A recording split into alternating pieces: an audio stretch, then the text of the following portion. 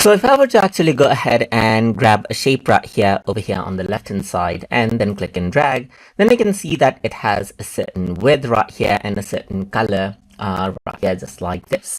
So now over here you can see that there is the properties panel right here. So now if we were to go ahead and let's say for example set certain properties right here before I actually draw, it'll use that as a default to draw different shapes. So to do that, I'm going to go around over here onto Windows, then onto the Docker. Let me just access our properties from over here just like this. So now without clicking anywhere, in fact, I need to go ahead and select out the color right here just like this.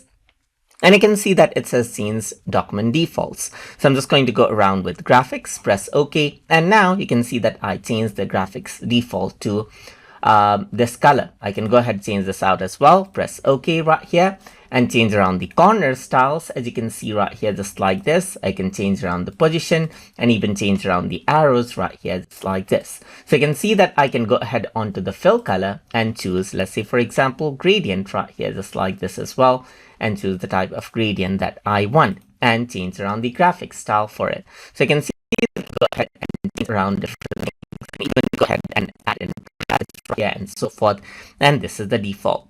So once that is set, no matter which graphics I draw now, you can see that it is drawn with those particular. So you can see that that now becomes the default property right here for any graphics. So that is how you can go ahead and then work around and change out the default properties inside of Corel Draw. So I hope you guys learned something as always. And as always, please like, comment, share, and subscribe.